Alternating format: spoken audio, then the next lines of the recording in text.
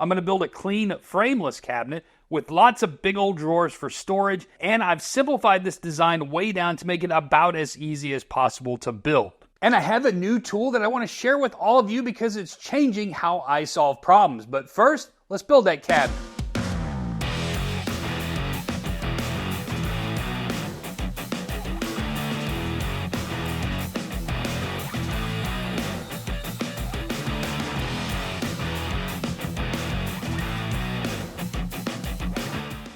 So as you can see, my workflow for breaking down plywood begins by setting each sheet on my assembly table on top of a piece of pink foam insulation. If you don't have an assembly table, that's fine. Just look into getting something like a centipede or even some sawhorses, because this is just so much easier than scooting around on the floor. And it's just too cumbersome and dangerous to run full sheets of plywood across the table saw, so I like to use my track saw to break all this down into manageable chunks first. And if you don't have a track saw, that's not a problem. You can use a regular circular saw. Just make sure you have some type of jig like this or a straight edge you can reference to make nice straight cuts. I will say though that graduating to a track saw is so much more useful because you can utilize things like rail squares on the guide rail. Because if you're off square from the beginning, it's just going to be more work to get everything corrected later. And because this panel was too wide for my table saw, the parallel guide was clutch in making sure that all the parts that I cut from this are going to be the exact same length. Now I can begin cutting all my parts to final dimensions.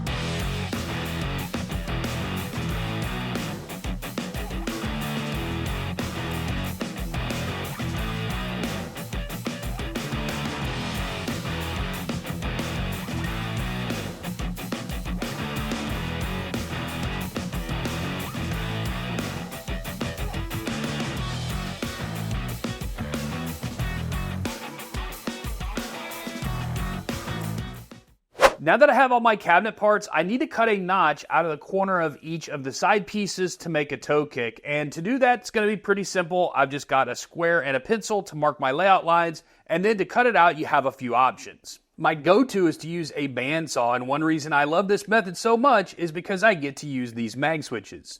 You just place the mag switch anywhere on a cast iron surface and turn the little handle, and now you have a perfect positive stop to make fast, repeatable cuts accurately. But if you don't have a bandsaw, no worries, you can easily cut out these notches with a jigsaw and a square like this. You have to go slow and cut carefully, but it's pretty easy to get clean, straight cuts using this method. Alright, now that I have those notches cut out, it's time to focus on assembly. And I'm going to keep construction nice and simple and use pocket holes for everything. So, I'm going to go cut those holes, and then we'll get started putting this thing together.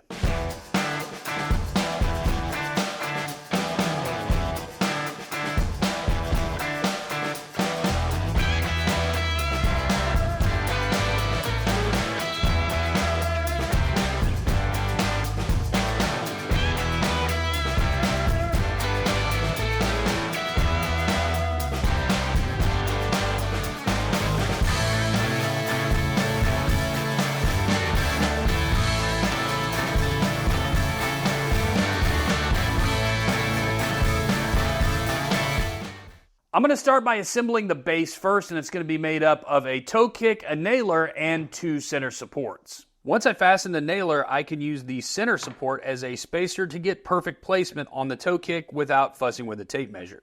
Another good reason to use a spacer is that it gives me some place to press against when I'm inserting and driving in these pocket screws. Then I just repeat that process with the other side and then go back and add the center supports in the middle using another spacer. Spacers make this easy. Now I can slide the bottom of the cabinet onto this base, and you can see how the bottom actually creates the top of the toe kick. Pretty cool. I'm going to fasten this to the base by screwing it in from the top. This is just a much faster option, and because I'm putting drawers and sliding trays into this cabinet, these screw holes are not going to be seen. And to do this, I'm using my favorite countersink drill bit to drill the pilot holes and cut a countersink at the same time so that the heads of the screws sit below the surface nice and tidy. Then I can flip this over and secure the bottom to the sides with pocket screws. You can also use pocket screws to fasten the bottom to the base if you don't want to add drawers and don't want those screws to be visible from the inside.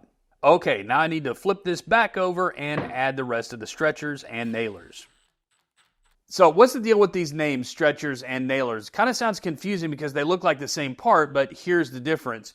Stretchers are the horizontal pieces that run along the top of the cabinet, and their main job is to keep the sides of the cabinet nice and parallel, which also helps keep the cabinet square. And nailers are the vertical pieces that go on the back of the cabinet, and they have two jobs. The first is keeping the cabinet from racking from side to side, and the other one, as the name suggests, is to serve as an anchor point for attaching the cabinet to the wall. Okay, back to the assembly. Next, I need to add the center divider, and this divider gets a small notch cut into the top to account for the top nailer, and I made this the same way that I made my toe kick notches. I like doing it this way just because I want those nailers along the back as one continuous piece rather than having to cut them into two pieces. I just think it's faster and makes the cabinet more structurally strong. I'm using the same spacer here that I used to add the center supports to the base, and that way I know that this divider is going to sit right on top of one of those center supports, so any weight put on the cabinet is going to be transferred straight to the ground, and I won't have to worry about any sagging on such a long cabinet. And to finish off the carcass, I'm going to add a back panel out of 1/4-inch ply. This is really just to prevent seeing the wall behind the cabinet. Some people think that adding a back panel is meant to keep the cabinet square and prevent racking, but a properly built cabinet will not rack regardless of having a back panel or not. It's purely a cosmetic addition and can be discarded if you don't want it. Alright, well I had this carcass almost finished except for one final detail. Because I want this cabinet to have a clean modern look, there's not going to be a face frame on it, but I do still need to cover up these plywood edges. And to do that, I'm going to be using strips of hard maple. This is 1/4-inch strips, and this is going to make it really nice and durable, and I don't have to worry about it matching the plywood because everything's going to get painted anyways. And I'm going to add them using some quick setting glue. This is Tight Bond Quick and Thick. To hold the pieces in place, you can simply use tape like this and it works really well, but a pin nailer works well too. You just have to fill in some small holes when you're done. One detail you shouldn't overlook is to add the vertical pieces first and then cut the horizontal pieces to fit between. This way you're not going to see any end grain on the finished piece because it'll be hidden at the top and bottom of the cabinet. Okay, this cabinet is ready for paint. Well, almost. The only parts that need paint on these cabinets are the fronts as well as the face frame and the sides of the cabinet. The insides are going to remain natural, so all I need to do is fill any pinholes or defects that I find on the face frame or the sides. And with that, I'm going to call it a day. Painting is a tomorrow me problem. Alright, it's the next day and it's time to paint because I want to give these cabinets a clean white minimalistic look, but I did build them out of pre-finished plywood, so here's my strategy for how I deal with that. I'm going to start by using a white pigmented shellac primer. This one is from Sherwin-Williams. There are other ones out there, but this is the one that I like to use. And I go with a shellac-based primer because shellac sticks to just about anything, including this pre-finished plywood. It can easily be brushed or rolled on, but I'm going to spray it. So why would I bother paying for and using pre-finished plywood if I'm just going to paint it? The main reason is because being pre-finished, the wood is already completely sealed, so there won't be any grain raising and no grain lines showing through the paint. And the top coat I'm using is the Gallery series, also from Sherwin-Williams. This is a newer product line for them, but it's actually just a reformulation of the old Chem Aqua series that I used to use to paint my cabinets.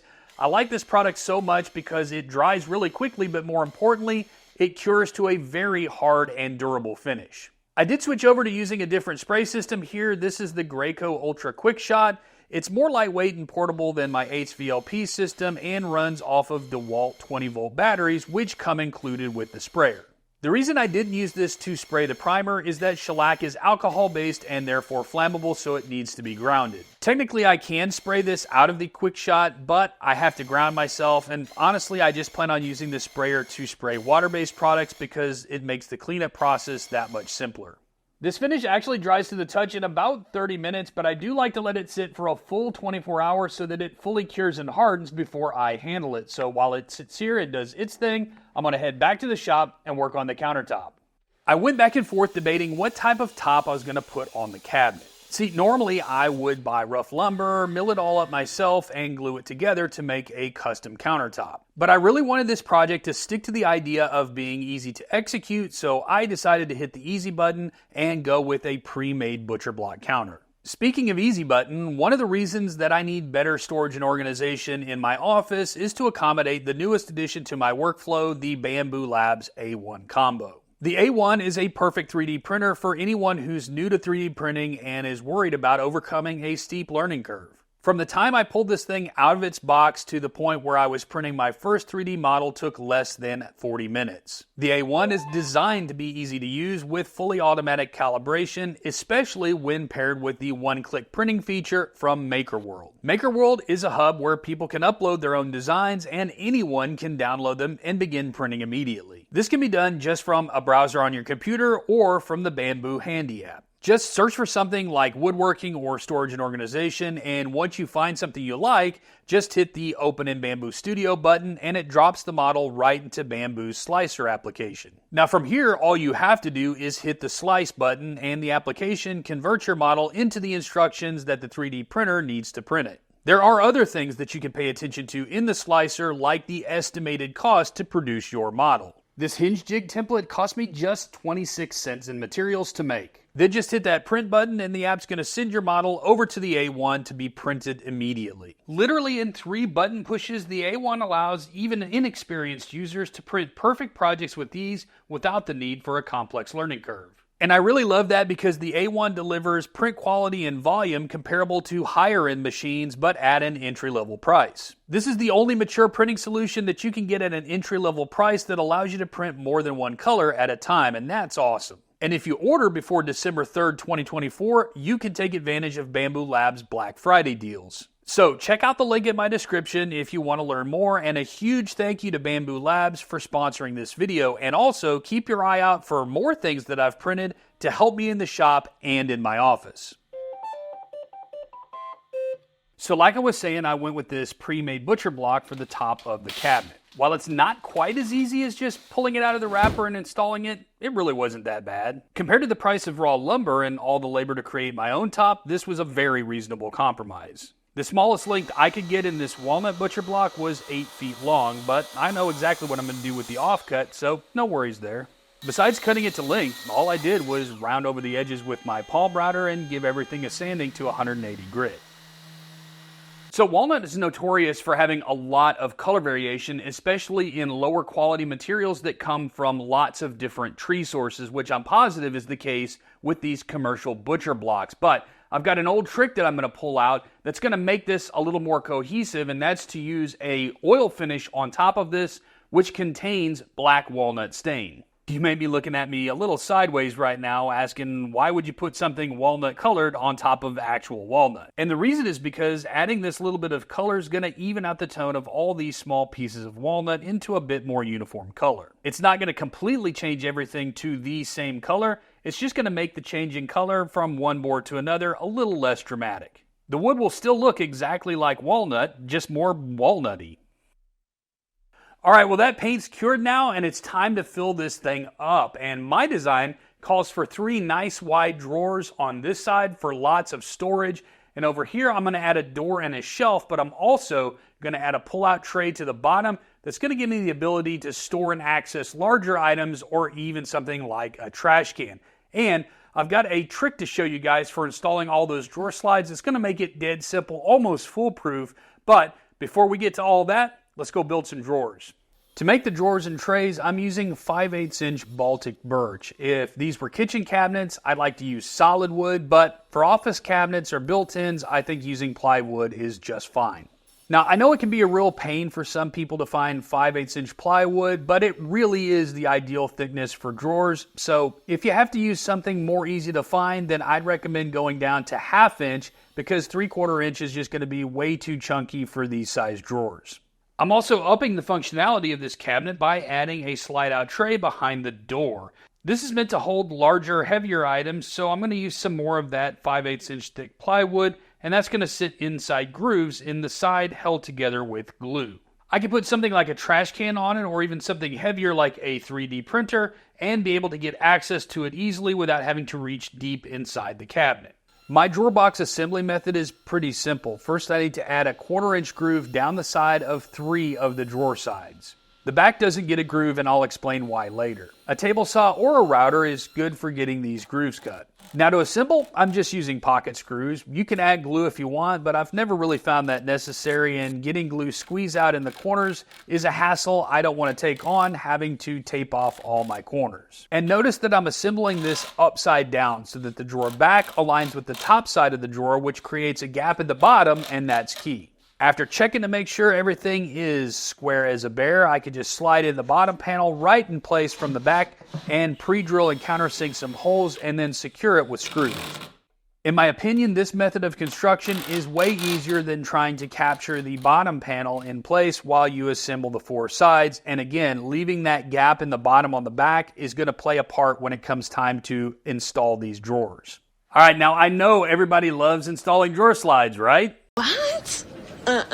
Yeah, that's what everybody says. But trust me, with this one trick, this is going to be a piece of cake. Or a piece of scrap. Come on. Using a scrap of wood as a spacer just solves so many problems with installing slides. It gives you a platform to rest the slide on, which is real handy, but more importantly, it guarantees the slide is parallel and the exact same height as the slide on the other side. Make sure to start with the top set of slides first. Then once you're done with those, you can cut your spacer down to the height of the next set of slides and then just keep going until you reach the bottom of the cabinet. I'm using undermount slides on this project because I don't want anything visible on the side of the drawer, but this trick works with side mount slides, Euro glides, wooden slides, just anything. So to use undermount slides, you've got to install these little latches to the underside of your drawers, and these go up here on the front side of the drawer. These lock the drawer in place, and it also gives you all of your adjustability from side to side and up and down using these dials and levers. And these are just fastened into place with a couple of small screws. And because of how I build my drawer boxes, I don't have to cut the little notches here on the backside to accept the drawer slides because this whole thing is open. The other thing you need to do is drill a small hole in the back side of the drawer, and this is going to be for the locator pin on the drawer slide, and this can be a bit tricky. You may have seen me do this trick in the past, which is a clever way of locating that hole, but what if all your drawer slides are already installed in the cabinet? Didn't think of that, did you? Well, they do make a fancy jig you can buy to perfectly locate that hole, but this comes at a cost of about $40. Or you can 3D print your own for just $1.11. Now I can locate those holes perfectly on each side of the drawer, so there's no need to use the slide itself or buy another jig. You can also use this as a guide to drill the pilot holes for the drawer clips. And sure, while it doesn't have metal bushings like this one does, I mean, for $1, I can wear this thing out or break it like 35 or 40 times before it becomes an issue in terms of cost. Okay, here's how crazy easy it is to install undermount slides. Just take your drawer box and sit the sides of the drawer over these bars and then push straight back until you hear the latches click into place.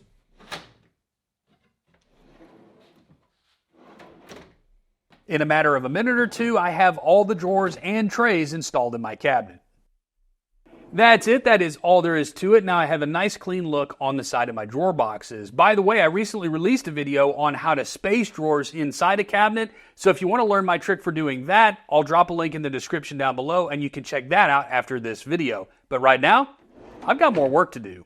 Now for the doors and drawer fronts, I wanted a clean, modern look. No frame and panels, just simple panels made out of MDF. I went with MDF because it's a lot more stable than hardwood or plywood. These doors are pretty wide and there's a definite risk of those warping over time, and I did not want that to happen. I have all of this cut to size and painted already, but what I wanted to show you is how I install all this to get the perfect spacing around the edge of each one. I like to start at the bottom with a scrap of plywood that I fasten under the toe kick using two-sided tape. This will be a little shelf that acts like a helping hand and also a reference to the bottom edge of the cabinet. And because I want a 1/8 inch reveal, I'm adding a 1/8 inch spacer that I cut out of maple, and I'm just going to set that right on my little ledge. Then I can set my first drawer on top of that and clamp it to the drawer. Then I can countersink some pilot holes and secure the drawer front with screws from the inside of the drawer. So normally what I would do at this point is I'd pull out my drawer, set my spacer on top of that, and then balance the next drawer front on top of the spacer, hopefully successfully while I pull out the drawer and get everything fastened together. But sometimes this will slip around and even fall out and mess up my spacing. But with my 3D printer, I think I actually found a solution that's way simpler and a lot easier to execute. So my original design was to come up with these little U spacing brackets. So these will slide over the bottom of your drawer front, one on each end, and the bottom of the bracket is exactly 1/8 of an inch, which is the spacing that I want in between each of my drawers. Now I can just set my drawer up there without having to worry about the spacer slipping out or falling, and I can go ahead and focus on attaching my drawer front. Easy peasy. And look what dawned on me just as I was starting to install these drawer fronts. This is not something that I originally thought of doing, but holy cow. Not only do I get the perfect spacing, but my drawer fronts are aligned from side to side, and this one isn't gonna fall off. I'm not gonna lie, figuring this out was pretty cool. It's not every day that I can make my life so much simpler just by printing a couple small pieces of plastic. Oh yeah. Oh yeah. And because I'm in design mode, I just can't leave good enough alone, so I turned my U brackets into H brackets. So now this bracket will actually sit on top of the drawer front, so it's not gonna fall off at all. And now I can slide my next drawer front on the other side, and it will hold itself in place. I don't have to worry about holding it there. I still get my perfect 1/8 inch reveal. This is golden. So freaking cool. And printing all 8 of these cost me just over $2. That's awesome, but it's not the best part because I can modify the design. If I want to work with material that's slightly thinner, just modify the dimensions and reprint. Or I want a reveal that's bigger than 1/8 of an inch. Modify, reprint, over and over. That is the power of 3D printing. Now to install the door, I need to locate the position of the hinge plates vertically. So to figure out the offset to drill the pilot holes, I could buy a fancy jig like this for about $20, or I could print my own for just 26 cents. Line up the jig with your layout lines and drill. And the holes on this are concave, so they work really well with self-centering drill bits to make perfectly centered pilot holes. With just a few small adjustments to the hinges, the door gives me that perfect 1/8 inch reveal, just like the drawers. All right, so here's a mistake that I made. When I cut the pocket for this hinge, I did not account for the fact that I was going to have a slide out tray in here and it would have hit the hinge. It always seems to be the hinges that trip me up. So I located it a little bit higher. Points deducted for that mistake, but I do get bonus points for figuring out these spacers, so it all comes out as a wash. Man, that is awesome. Now I have perfectly spaced doors and drawers, and I was able to figure out how to make it easier using my Bambu Lab A1 printer. The only thing left to do now is install these very simple top mount drawer slides, and this build's going to be complete. I can get them installed and get organized. These pulls could not be easier to install. I just made a mark where the edge of the hinge needs to go and then drill a couple pilot holes and screw them into place. The pulls on the door are the same, and what I like about these pulls is that they're thin enough that even with a 1/8 inch reveal, they don't interfere with the operation of the drawers, and I didn't have to recess them. To install the cabinet, I positioned it along the wall and made an access hole for this power outlet that I didn't want to cover up. Then I located these studs behind the wall and fastened it with cabinet screws. I also added spacers behind the cabinet because I'm not planning on removing the baseboards or carpet right now. And the countertop is easy to install. I'm just going to screw it in from underneath into elongated holes that I made in the stretchers. I made those just using my domino because it was so easy, but you can accomplish the same thing just using a drill and a drill bit by wiggling it back and forth like this. I pre-drilled the holes first and then added 3 screws along the front and back sides. All that's left to do now is reinstall the insides, and this cabinet's in its new home and ready to organize. Well, I know I'm pumped to have all this new storage in the office, and I'm going to have so much fun optimizing this space using the Bambu Labs A1. I've already gotten started with some storage bins. That's really going to help organize these large drawers. I also made this cool laptop stand so I don't take up too much space on all this new beautiful countertop, as well as this little media organizer to keep all my SD cards and USB sticks all in one place. And I already have some great ideas for how to optimize this space above the cabinets, and I can't wait to explore all the options over on Maker World. Say goodbye, gang. Come on, Kevin, you still don't have that cleaned up?